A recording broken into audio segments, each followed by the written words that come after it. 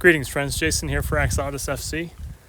It's a little rainy Monday evening. Wanted to get back to it now that we've had our first real transfer announcement in a while. The last thing we'd heard, Tottenham-wise, was Timo Werner on loan one more year with an option to buy at the end. But no one was particularly excited about that. I'm happy to have him back, but there's no way that could be a major signing. We've got a need for something beyond just a guy that should be a squad player for us based on how he did, last season.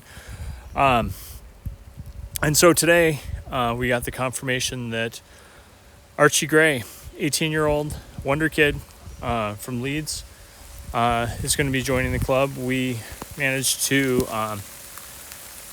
gazump Brentford essentially, and sounds like Joe Rodon will be going the opposite direction, separate deal, but for about 10 million pounds, I think, whereas Archie was 30 to 35. Just trying to take cover here in this brief cloudburst we're getting. Great timing I've got. Anyway, so another young player, and interesting too, Lucas Bergvall was able to finally sign today as well. And so we've got two, highly touted 18-year-olds, play well beyond their years, but at the same time, you can't expect them to just come into the club and be impact players, that are starters from the get-go. I would expect they would be getting sub time probably and Europa League time, early cup rounds, that kind of thing. And we'll see how they do from there. But definitely ones for the future, and from a long-term perspective, super exciting to get players of that potential early on.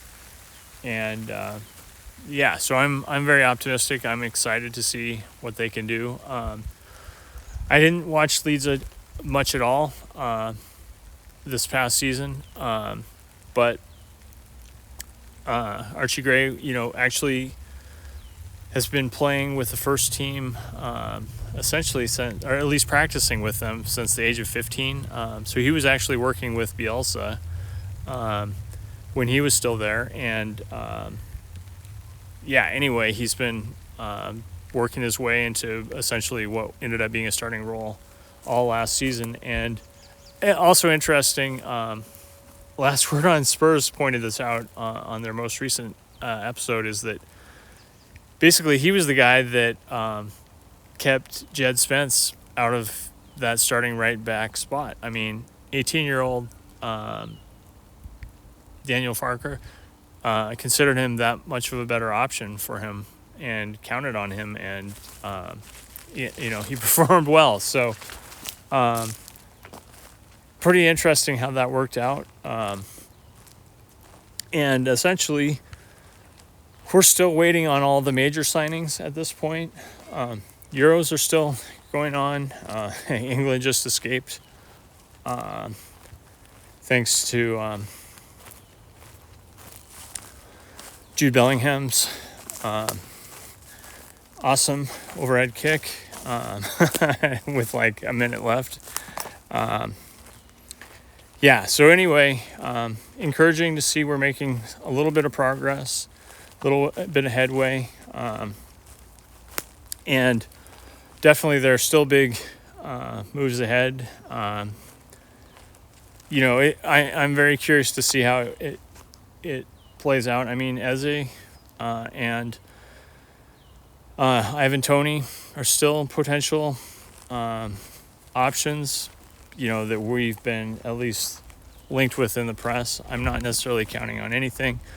I think Eze is going to be a statement signing if we do it, because it's going to be expensive. I think what we've heard is his release clause works out to be about 68 million pounds. But the thing is, Crystal Palace, now that they've sold Michael Elise to Bayern, they're less excited about having Eze leave, and so definitely we're going to be paying, full price, no negotiating there, if that's the deal that they want to make happen.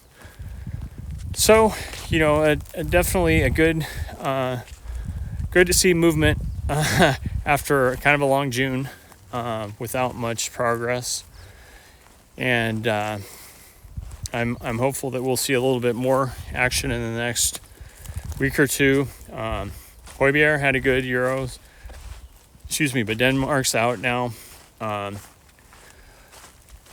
it remains to be seen how much money we'll get from his sale and where he'll end up going. We've still got a little bit of a homegrown issue where we need to have a few more English players. So definitely a lot of questions to be answered in the next week or two. And anyway, I'm looking forward to having them answered. I don't necessarily have any specific answers myself at this point. But anyway, as always, thanks for tuning in. And remember, to dare is to do.